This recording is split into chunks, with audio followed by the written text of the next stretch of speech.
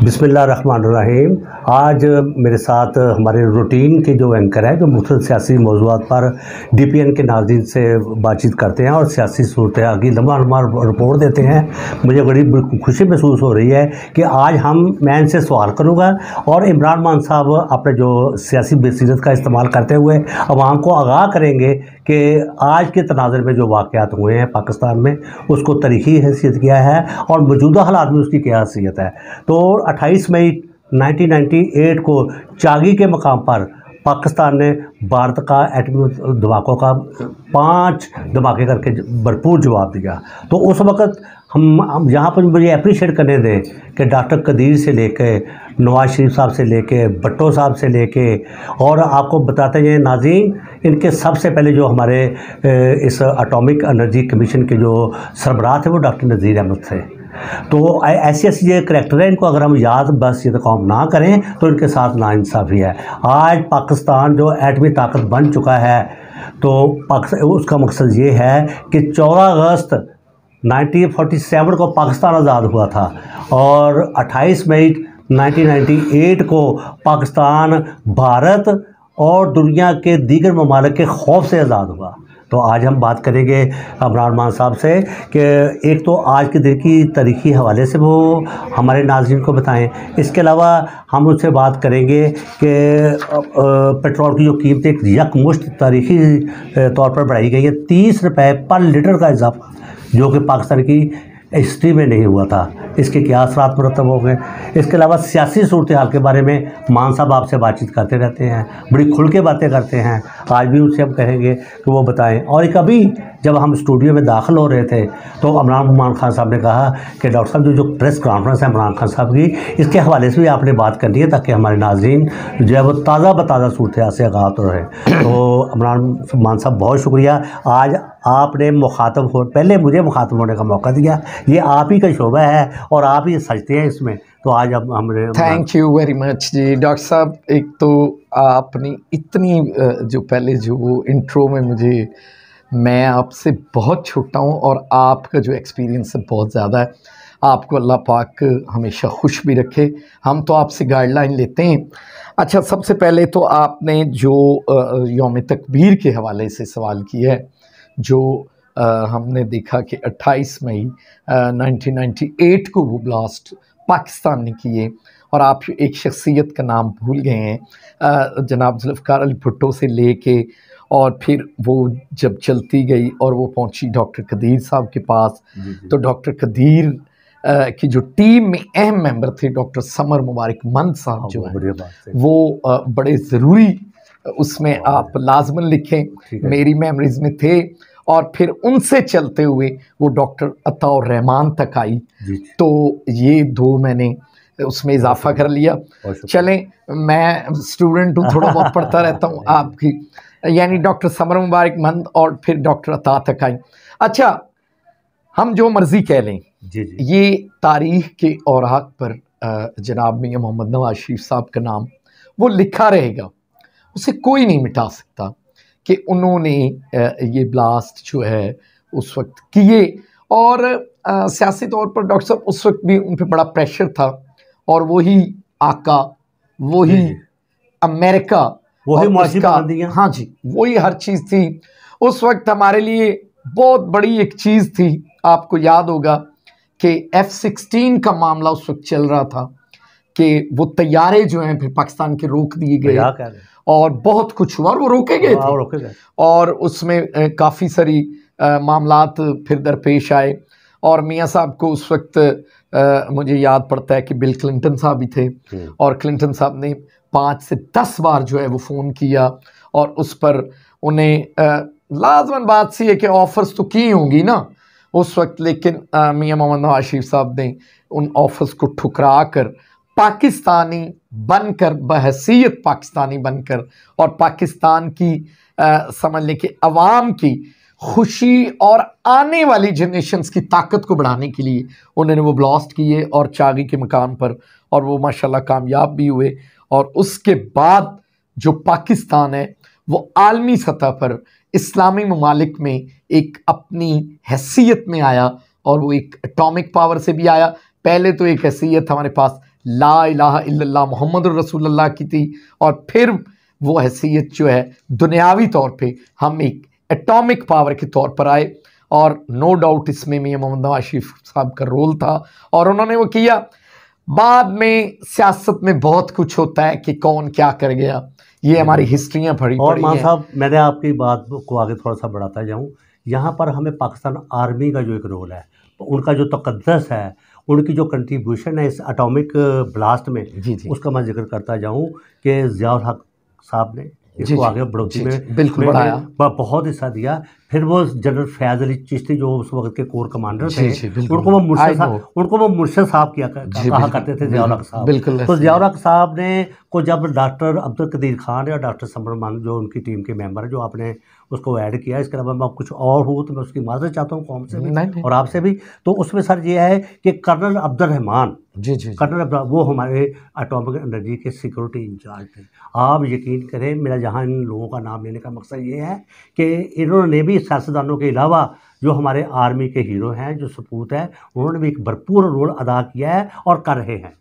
और डॉक्टर साहब मैं इसको और आगे बढ़ाता चलूँ, हम जो एक हमेशा अपनी ज़िंदगी में सुनते हैं जिहाद जिहाद जिहाद, आप यकीन करें कि जो एटॉमिक का इदारा है, जो हमारे न्यूक्लियर के साइंसदान हैं, जो हमारे उनके जो मुख्तलिफ शोबाजात हैं, जो मिसाइल सेक्शन है मुख्तलिफ हैं, बेसिक वो इस मुल्क के लिए जिहाद कर रहे हैं। बहुत अच्छी बात है। और ये जिहाद उनका जो है अल्लाह पाक कबूल व मकबूल भी फरमाए।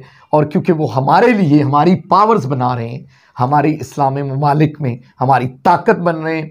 और मैं हमेशा उसमें एक आज आपके लिए भी मैं इजाफ़ा करूँगा, और मुझे भी प्राउड है कि मैं भी उन फैमिलियों में शामिल हूँ कि मेरे भी जो एल्डर ब्रदर्स हैं वो भी माशाल्लाह पाकिस्तान एटॉमिक एनर्जी से हैं, बहुत खुशी हुई है, और ये वो बड़ी बात है, एक हमें फ़ख्र करना चाहिए। बड़े अच्छे ओहदे पर हैं। और वो मुझे हमेशा कहते हैं कि बेटा हम लोग इस मुल्क के लिए जो है वो कुछ कर रहे हैं और करते रहेंगे। और यकीन करें इतनी खुशी होती है कि जब मुल्क में खैर होगी, मुल्क पावरफुल होगा, तो हम सब खुश होंगे। ये सियासी चीज़ें, ये पॉइंट स्कोरिंग, वो खा गया वो ले गया, ये सब चलता रहेगा।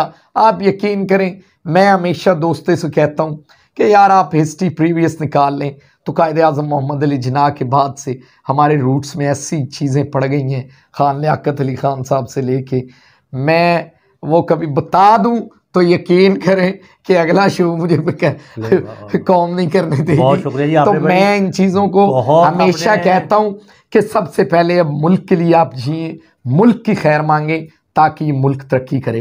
अब आपका अगला क्वेश्चन था, ये मैं बात करना यहाँ भी समझता हूँ कि डॉक्टर अब्दुल कदीर खान ने जो अपनी एक लिखी है दास्तान आज़म के नाम से, जी जी जी, वो खुद नोट लिखी है, उसमें इतराफ़ किया गया है कि हमारे सिक्योरिटी के इदारों ने एक अहम रोल अदा किया है। तो नाज़रीन, 1955 में इनके पहले सरबराह पाकिस्तान एटॉमिक एनर्जी कमीशन के डॉक्टर नज़ीर अहमद से सफ़र लेकर और आज तक जो चल रहा है, मान साहब ने भी बड़ी अच्छी बात की, इमरान मान साहब, और हम भी इसको आगे बढ़ाएंगे कि ये मुल्की मफाद में फैसले किए गए और आज पाकिस्तान खित्ते में लेकिन डॉक्टर साहब एक फिर वो जिसे कह लें कि जिसने वो बीज लाया उनका भी नाम लेना बड़ा ज़रूरी है। यानी यूरेनियम जो जिस तरह से जर्मनी से जनाब सेठ आबिद लाए, तो वो हमारी जो है वो मेन वो किरदार, वो सिविलियन जो है। आप देखें कि कोई चेन बनती है तो उसमें हर एक का हिस्सा होता है। तो पाकिस्तान के मैं कहता हूँ जो मर्जी थे, लेकिन सेठ आबिद साहब ने अपनी नस्लों के लिए वो एहसान कर डाला और वहाँ से जर्मन से वो यूरेनियम लाए और जिस तरह वो लेकर आए, आज दिन बड़ा अहम था जी। आज दिन अल्लाह उन्हें खलीक की रहमत भी करे, आपने बड़ी अच्छी बात जन्नत में भी जगह। बड़े अहम किरदार का आपने नाम लिया, मैं आपका बड़ा शुक्रगुजार हूँ। तो बात करने का मकसद है यहाँ पर जो आज रट लगाई हुई है कि ये किरदार है वो किरदार है, कोई किरदार नहीं है, सब हुब्बे वतन है। देखिए मेरी बात, मैं आपको एक बात बता दूं, गद्दारी के सर्टिफिकेट न मैं आज हम कोई भी नहीं दे सकते। आज अमेरिका की बात करते हैं तो आप यकीन करें 1964 में जो हमारे जो वजीर ख़जाना शुएब अहमद साहब थे, उसकी सरबराही में कनाडा में हमारा एक वफद गया जो कि वो वहाँ से जो एटॉमिक एनर्जी के लिए बात करने जॉन कैंडी था मेरा हाँ जी, और $60 मिलियन में वो तय पाई थी। जॉन कैंडी था जी, उसका $60 मिलियन में उसकी बात थी। तो उसमें वजीर खजाना का अपना रोल था कि उन्होंने फंड सेक्शन किए, किसी ने कोई रुकावट नहीं डाली। कोई देखिए ये तारीखी मामलात में मैं हमेशा मेरिट पे बोलने का आदी हूँ, डंडी नहीं मारनी चाहिए, जो कर गए हैं उनकी तारीफ भी करनी चाहिए, सियासत अपनी जगह, सारा मेरिट पे बात करनी चाहिए। की बात हो जाए जिनके लिए ये बिल्कुल जिनके लिए ये एटमी प्रोग्राम है, जिनको हम एटम से बचा जिनके लिए तहफ़्फ़ुज़ दे रहे हैं उन पे एटम, उसका मुआशी तो कर रहे हैं, पेट्रोल एटम बम जो रात को गिराया गया है।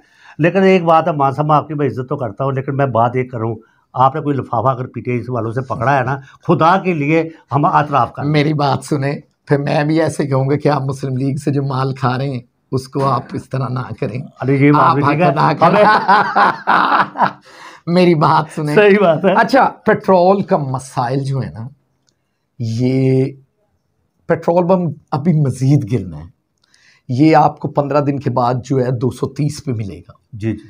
अच्छा, ये हो ये रहा है कि जिस तरह इमरान खान साहब ने, अच्छा एक बात मैं ज़रूर कहूँगा, उसको आप बुरा ना बनाइए, इमरान खान सब्सिडी दे तो गुनाह, और ये सब्सिडी दे के 2-2 हज़ार बांटे तो सवाब। ये बैलेंस नहीं है। ये क्या है? ये बैलेंस नहीं, ये बैलेंस है। बात माननी चाहिए कौमी मफाद में। नहीं तो वो गुनाह था, ये सवाब है। नहीं उनको नहीं, मैं जो उसको ना उसको सवाब गुनाह कह रहा हूँ ना मैं। तो मेरिट भैया नहीं, आप कहते हैं बात हो कि हमेशा देखे ना अवाम के लिए बात हो, वो भी ठीक था ये भी ठीक है, क्यों गलत कहते हैं? नाज़रीन, we should watch national interest. अच्छा, पेट्रोल वाला तो डॉक्टर साहब, इससे अब आपको यकीन करें कि इससे क्योंकि हर चीज क्या लिख पाएंगे, ट्रांसपोर्टेशन से लेके हर चीज महंगी होगी जी। पेट्रोल पंप के लिए नाजरीन मजीद इंतजार करें कि मजीद महंगा होना है। आपने ये अभी जो है बड़ी बड़ी जो है ना न्यूज भी आनी है, उनको सहना है। अच्छा, आज इमरान खान बड़ी पेचीदा होती जा रही, कंफ्यूज है अवाम। अच्छा, अवाम कंफ्यूज इसलिए है कि एक तो गवर्नमेंट से अपने जो है ना राइट फैसले इसलिए नहीं हो रहे कि इस मुल्क में गवर्नमेंट जो है वो अब खिचड़ी है फिल वक्त। अब अगर कोई मुस्लिम लीग ही कोई फैसला करना चाह रहे हैं तो फिर उनके लिए हर्डल्स आ जाते हैं। पीपल्स पार्टी के लिए, पीपल्स पार्टी से थोड़ी सी जान छुटती है तो मौलाना साहब आ जाते हैं, मौलाना साहब से उठती है तो एमक्यूएम आ जाता है, एमक्यूएम से उठती है तो बाब आ जाता है, कोई ना कोई प्रोग्राम चला रहता है। अच्छा, इस कंफ्यूजन में आप देख रहे हैं कि जो हुकूमत ने जो 30 रुपये लीटर बढ़ाया है, आप जो स्टेबलाइज हो गए जी, अपनी टनूर को पूरा करेंगे या आगे इलेक्शन में जाएंगे? अच्छा, मुझे लग रहा है कि देखिए, मैं आज आवाम को बड़ा खुल के बताना चाहता हूँ कि मुझे लग रहा है कि अभी थोड़ा सा जो है ना इलेक्शन में टाइम होगा, लेकिन इलेक्शन जो वो 2023 का जून जुलाई है ना, मैं उसमें नहीं देख रहा, बल्कि मैं देख रहा हूँ शायद फरवरी मार्च तक इलेक्शन होना है। ये 4-5 माह गुजारने हैं हुकूमत ने, और ये इन्होंने गुजार भी जाने हैं कुछ थोड़ी सी, क्योंकि अभी इलेक्शन कमीशन को भी प्रॉब्लम्स है, कोई हल्का बंदियों की। अच्छा, इमरान की मौजूदा स्ट्रेटजी क्या होगी और बात? अच्छा, इमरान खान जो है इस वक्त, इमरान खान की प्रेस कॉन्फ्रेंस से मुझे ये थोड़ा सा लगा है कि उन्होंने बातें बड़ी अच्छी की हैं आज पॉजिटिवली, और उन्होंने ये कहा है कि मैं खून खराबा नहीं, और बल्कि एक हमारे मीडिया के दोस्त ने सवाल भी किया कि जी शेख रशीद साहब ने खून नहीं और फलां। उन्होंने बड़ा अच्छा कहा कि वो उन कोलिशन ज़रूर हैं लेकिन हमारे भाई भी हैं, लेकिन उनका एक अपना मिजाज है, उनकी अपनी लैंग्वेज है, और वो शरीफ ख़ानदान को बहुत ज़्यादा बेहतर जानते हैं। मेरा ख्याल है कि वेल डन।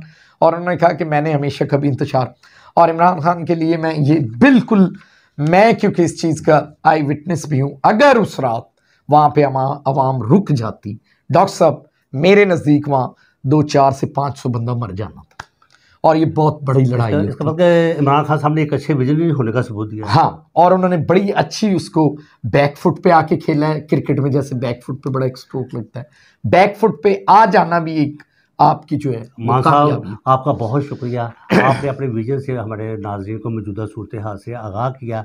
तो जिस तरह अपने नाज़रीन और सामीन, जिस तरह इमरान खान ने ये फैसला किया कि अगर मैं रुक जाता तो खून खराबा बढ़ जाता और जो कि मुल्क के मुफाद में ना होता, तो मैं खुदारा इसी विजन को हर सियासी लीडर ले ले और इज्तिमाई तौर पर जो मुल्क के मजबूरी सियासी फैसले हैं वो सियासी बसीरत की रोशनी में किए जाएँ, ताकि इस मुल्क के, और मेरा आखिर में पैगाम डॉक्टर साहब, सॉरी, मेरा पैगाम यही है कि इस मुल्क के लिए सोचें, इस मुल्क के लिए जिए, हर बंदा इस मुल्क की सोचे, और अल्लाह पाक इस मुल्क को इन परेशानियों से निकाले और पाक फ़ौज के साथ हमेशा स्टैंड करें।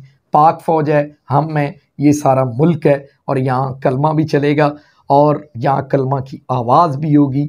जब हम नहीं होंगे तो फिर कुछ भी नहीं होगा। मौलाना साहब आपने मेरे जो अख्तामिया के अल्फाज है वो आपने अदा कर दिए। आप कंपनी है सब, we salute every Pakistan of Pakistani कि वो उसने हमारी बात को सुना। अल्लाह करे हमारा मुल्क जो है वो मौजूदा मुआशी और दूसरी सियासी सूरत से निकल कर एक सुरखरू और बैन अवी तौर पर एक डिग्निफाइड कंट्री के तौर पर पहचाना जा सके। मान साहब आपका बहुत शुक्रिया।